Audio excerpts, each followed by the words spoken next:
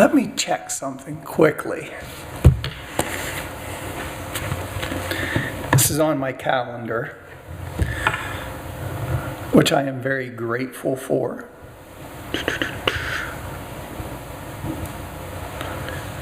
Okay.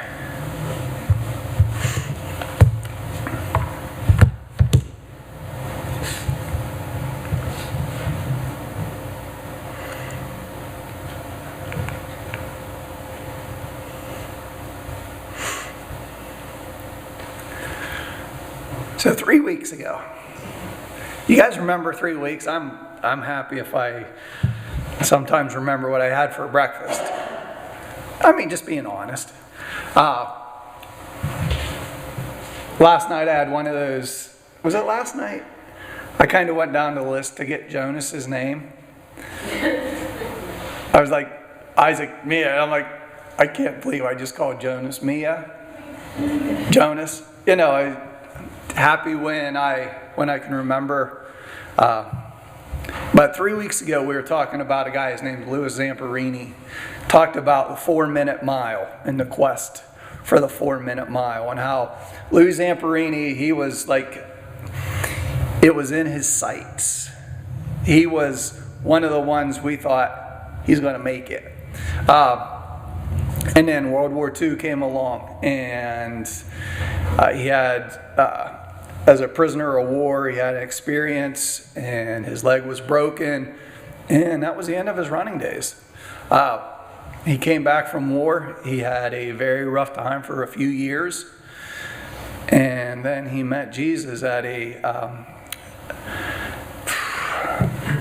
Billy Graham. Thank you. Why am I thinking Franklin Graham? Billy Graham? Yes. Hey, I appreciate the assistance from the crowd. But I really appreciate it. I'm not that guy, but I appreciate it. But at a Billy Graham tent meeting. And we looked at the book of Ruth. We kind of started in Ruth, and we looked at chapter 1, and we looked at chapter 4. And we kind of were making this comparison to the mile race.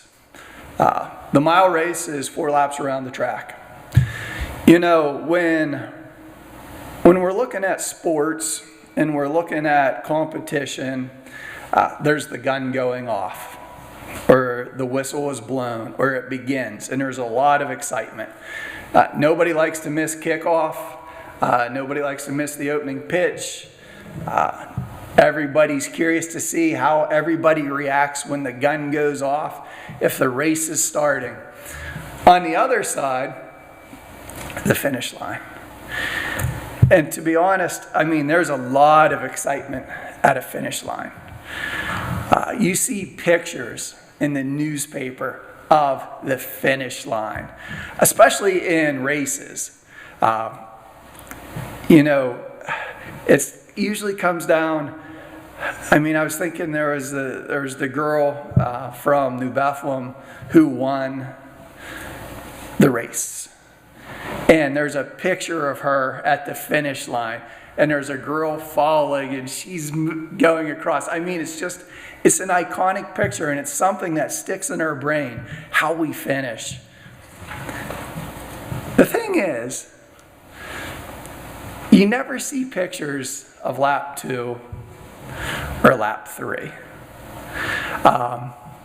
Lap 2, lap 3, that's maybe like a 7th inning stretch, could be closer to halftime. Honestly, what are we doing at those points?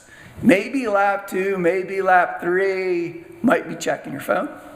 As a spectator, might be checking your phone, might be stepping away to get a refreshment, might be going to the concession stand. You don't want to miss the finish because there's a lot of excitement there. The race has already started.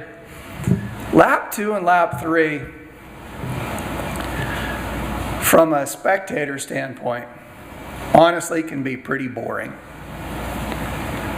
But from a competitor standpoint, from a participant standpoint, there's a lot that happens in lap 2 and lap 3. Lap 1, you have adrenaline. The gun goes off, and I mean your muscles are tensed, and there's the adrenaline in your head, and boom, you're out of the gate. Lap 4, you can see the finish line. And, your muscles may be aching, but the crowd is cheering. You can see or maybe hear someone beside you coming up along. You maybe see someone up ahead and you're thinking, I got them. And there's glory that's waiting. That's lap 4. But lap 2 and lap 3, man, that's where living is. You see, for a 4-lap race, you got to get into your stride. There's the point in the race where you take off and you get into your rhythm, get into your motion. Lap 2, that's happening. Lap 3, lap 3 is honestly all about you. It's not about the crowd. It's about the person on the field. It's not even really about the person next to you or the person in front of you or the person behind you. Lap 3 is about you. And there's a lot of stuff that happens in lap 3, just like there's a lot of stuff that happens in lap 2, lap 3 of our lives. You see, lap 3 is a lonely lap. You're far enough along in the race that your muscles are hurting. You've maybe gone out a little too strong, maybe got carried away by the adrenaline, maybe got carried away by the other competitors, and you're starting to stiffen up. Your legs maybe feel like, oh, do I got lead in my shoes or concrete in my shoes? Lap 3, you're maybe beginning to wonder, it's far enough, the finish line's far enough, there's nothing pulling you there. You're like, can I do it? For longer runs, lap 3s maybe, you might be thinking, do I want to keep going? You don't want to have a did not finish next to your name, but you're maybe wondering, am I going to finish? Lap 3 is a challenge. To be honest, it is. You're maybe not hearing friends, family cheer you on. It's just you, the motion, in that period of time. See, lap 3 is where, hey, did I put in the time? Lap 3 is where you're saying, I can't do this, but your body's saying, in spite of the pain, you got this. Lap 3 is where you hit a point of weakness,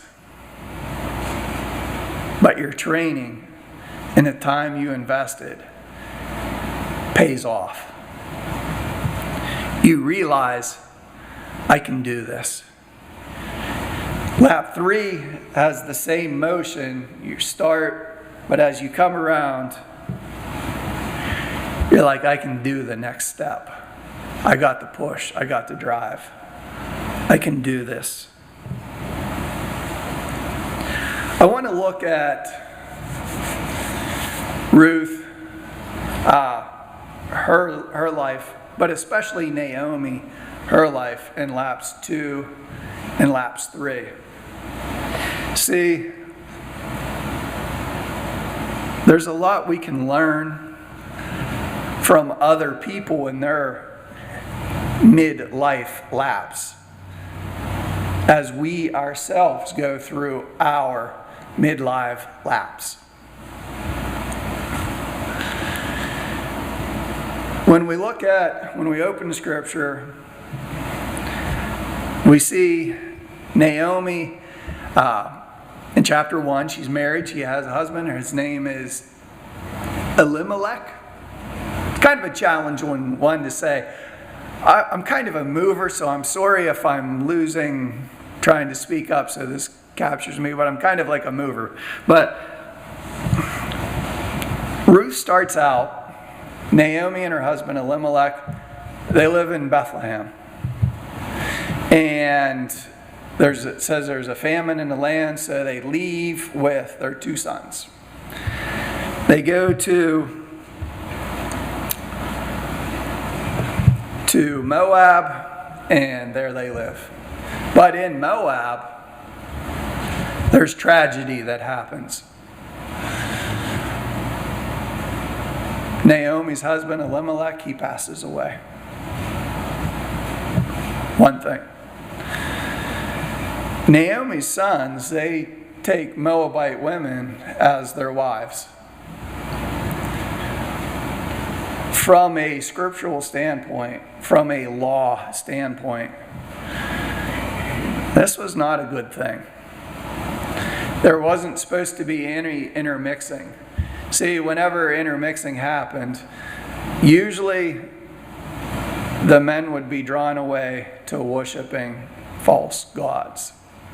And God was very clear to not intermarry with the Israelites and the surrounding nations. Very clear. Naomi's sons marry Moabite women. 10 years go by.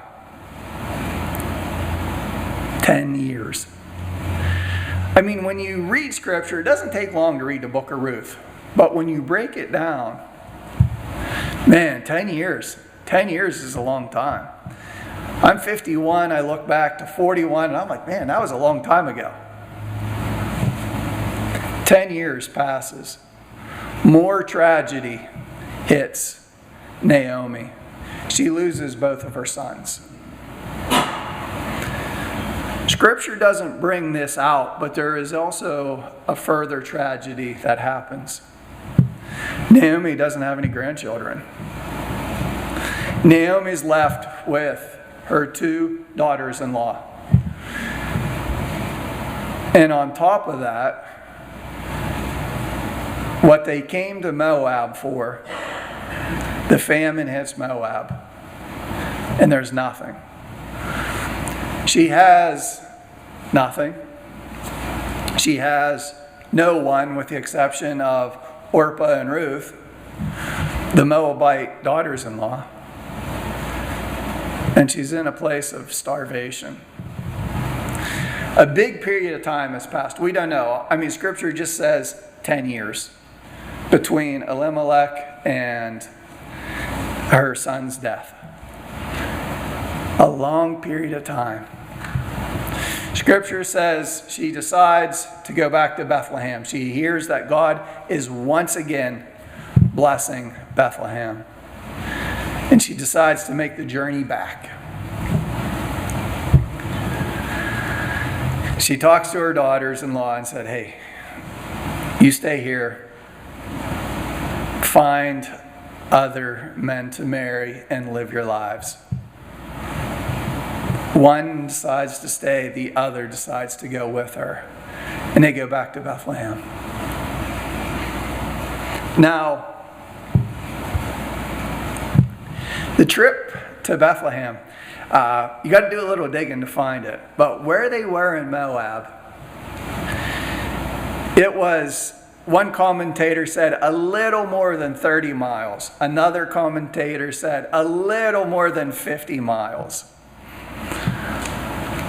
Whether it's 30 miles or 50 miles, that's a long way to walk. I mean, where Moab is, it's a hill country path to Bethlehem. It's through the high country, it's through the desert. They're talking about 7 to 10 days. Are you kidding me? 7 to 10 days in the country? Naomi at this point in life is not a young woman. 2 weeks ago, I had an experience. There's been a lot that's happened since I was here 3 weeks ago. Ember and the girls, they went on a school trip. They were in Europe. So she sent Isaac and Jonas and I to Wyoming for a boys' trip. We were going to go hiking in the mountains. It was fabulous. I mean, just beautiful country. And we were out north of Jackson Hole in the Teton Mountain Range. And we do a couple short hikes, and we're just all together. We get to see a bear. It was awesome. We get to see some other stuff. I mean, the bear was really cool because we didn't know that on the trail we were on, we were right next to the bear. The boys were a little freaked out about it. I thought it was cool. But the last day we were there, we'd been planning, and Ember had this trip planned for us for 6 months. I have been training and hiking and walking and preparing for 6 months. Isaac and Jonas, they've been eating for 6 months. They had some other stuff they were doing, but I was the one going out. I did hikes in Cook Forest. I did hikes in Clear Creek. You know, I hiked around Iran, all this stuff. But the last day we do this hike. And, you know, Isaac and I were looking at different famous hikes to do in the Teton Mountain Range, and we settled on one called Cascade Canyon. It was 4.5 miles back in the canyon. One of the things I liked about it, it only had, well, it was like 400 or 500 feet of elevation gain over that entire period. So we start back into the canyon, and it is beautiful. I mean, you have a mountain on one side that is like 13,700 feet. You have a mountain on the other side. I don't know how high it was. And you're walking back this canyon. There's a stream, you know, a mountain stream that's coming alongside. And we hike to the back. But I kind of just let the boys go at their own pace. I mean, they're old enough. They don't need Dad holding their hand. I didn't realize I maybe need them holding my hand. But we get back to our turnaround point, and they're there, and I'm like, hey, have you guys been here like 5 minutes? Because I hadn't seen them in over an hour. And they're like, no, Dad, we've been here for like a half hour, 45 minutes, and we're ready to go. I'm like, Dad's ready to take a little breather, have a snack. Isaac's like, Dad, let's go. So we turn around, and they take off. I didn't see them the rest of the way. We get back to our pickup point, and I'm like, how long you guys been here? And they're like, Dad, we've been here an hour. I'm like, I check, and it took me 2.5 hours to go 4.5 miles downhill. And Isaac's like, yeah, I got to see a big bull moose. I'm like, I didn't see a bull moose. He's like, I saw some other mama moose. I'm like, I didn't see that. And he's like, yeah, and we've been waiting. See, at that point, I can really commiserate with Naomi in this story, because I realized I'm not 25, I'm not 35, I'm not 40, I'm 51, and I don't walk nearly as fast as I used to. I still enjoyed it, but the pace was definitely slower. Naomi at this point is an older woman, and she has to make a journey of 30 to 50 miles. Her and Ruth by themselves. Doesn't say if they were part of a caravan, didn't say if they had a backpack on. Certainly didn't say they were riding on a horse, a camel, or a donkey. 7 to 10 days in the dirt. 7 to 10 days walking a path through the mountains, up and down. 7 to 10 days eating whatever they could find. 7 to 10 days they left a place of famine. They maybe didn't have a lot of food to start with. 7 to 10 days on the trail, step by step, thinking about what was behind them. 7 to 10 days thinking about what they lost. Just each other. 7 to 10 days, step, step, step. They come into Bethlehem. Now, I don't know what was going on, but Naomi's friends, they can see her coming and they say, "Is that Naomi? Is that Naomi?" Naomi, at this point, she makes a statement to her friends. "The Lord's hand is against me. Do not call me Naomi. Call me Mara," which means I am bitter.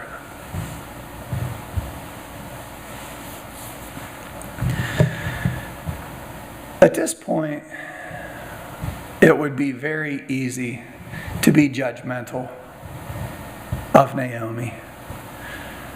Honestly, it's easy. It's easy on the outside to be judgmental of those who are struggling in lap 3 of life. You could say, "Where's your faith? Where's your training? Don't you know this?" We have a whole list of platitudes that we go to. But I would say it's a lot when we really take a moment and pause. We can all understand Naomi. We can all understand where she was.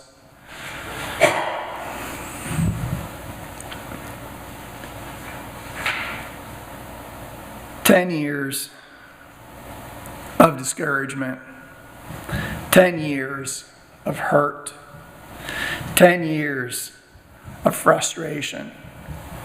She's lost everything with the exception of Ruth.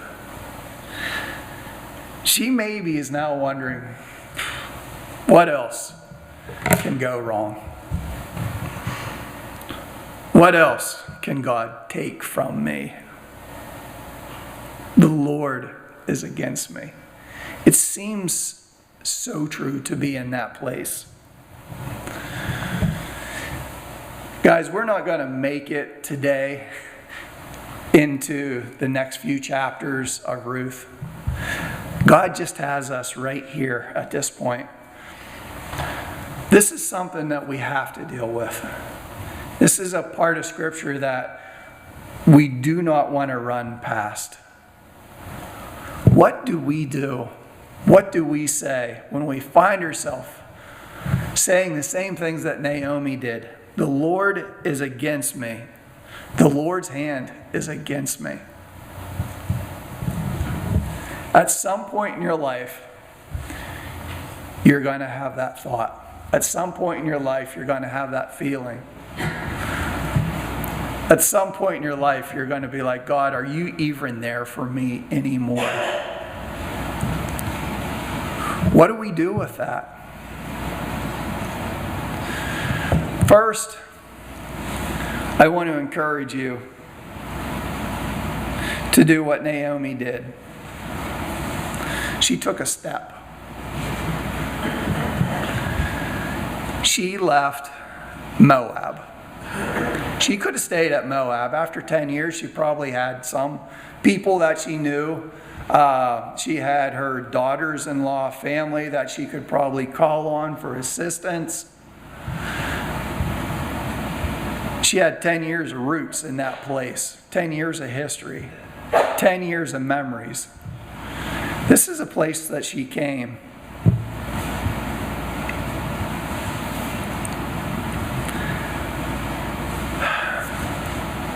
But Naomi took a step. She didn't see it at the time, but God was starting to work in her life. She took a step back towards a healthy place. You see, Judges 3 talks about an 18-year oppression of Israel under the king Eglon of Moab until God stepped in and delivered Israel. 2 Kings 3 talks about a war between Israel and Moab. Solomon, wisest man that supposedly ever lived, from a scriptural standpoint, took foreign wives, including women from Moab. He ended up pursuing idolatrous worship, and it turned his heart from God.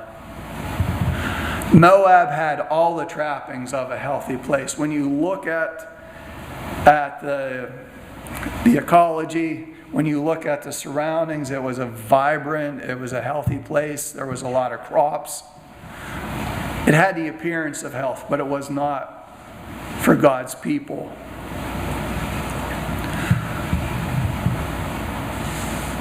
When the famine came, Naomi took a step in the right way. First thing, she took a step. Guys, we need to take a step. I want to encourage you. It takes a lot of courage to take a step toward health. Lap 3 takes a lot of courage to just take that next step. The next step, though, this one's even bigger.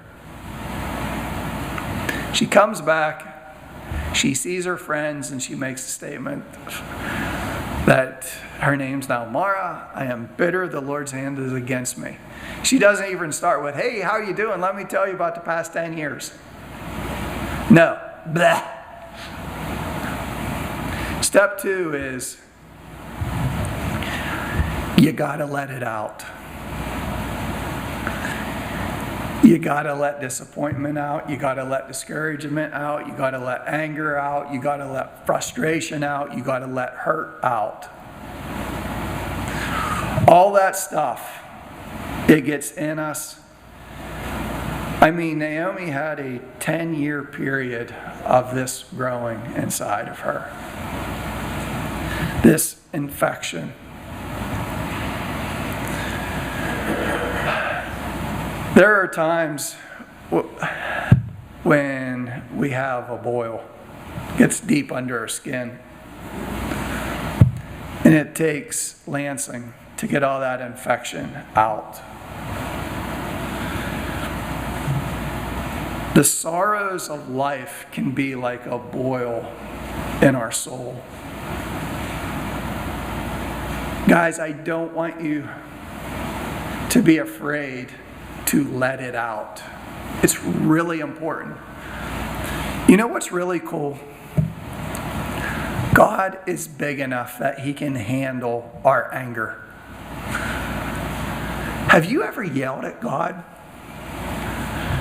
Have you ever voiced your frustration, your discouragement, your disillusionment at God? I want to encourage you, do it. Get it out. It's okay.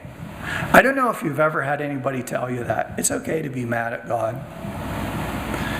We see it in Scripture.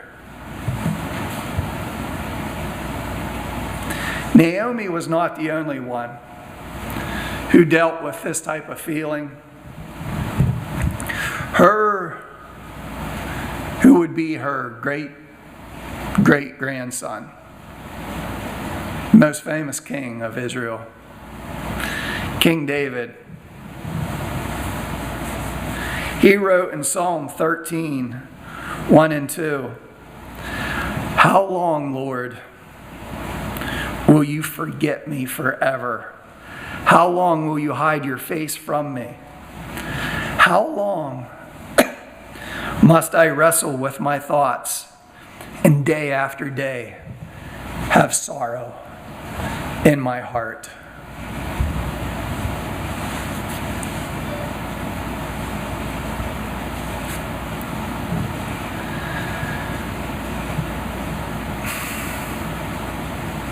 That's being real with God.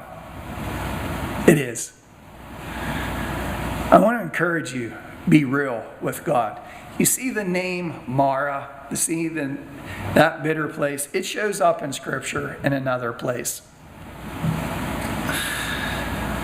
Exodus chapter 15, 22 through 27. Then Moses led the people of Israel away from the Red Sea, and they turned out to the desert of Shur. They traveled in this desert for 3 days without any water. They came to the oasis of Mara, but the water was too bitter to drink. 3 days, no water in the desert. Come to a place where there is water and it's too bitter to drink. Lord, what are you doing? Why are you leading us here? The people complained and they turned against Moses. What are we going to drink? They demanded. So Moses cried out to the Lord for help, and the Lord showed him a piece of wood. This is strange. Strange how God would move. Moses threw it into the water, and this made the water good to drink. It was there at Mara that the Lord set before them the following decree as a standard to test their faithfulness. If you will listen carefully to the voice of the Lord your God and do what is right in his sight, obeying his commands, keeping all his decrees, I will not make you suffer any of the diseases I sent on the Egyptians, for I am the Lord who heals you. After leaving Mar, the Israelites traveled on to the oasis of Elim, where they found 12 springs, 70 palm trees, and they camped beside the water. See, God was working and he had a plan for Naomi. He also had a plan for Ruth.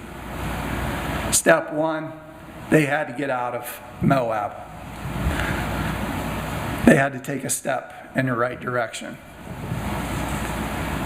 That's my encouragement to you today.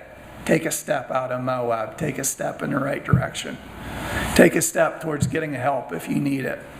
Step two, don't keep this stuff inside.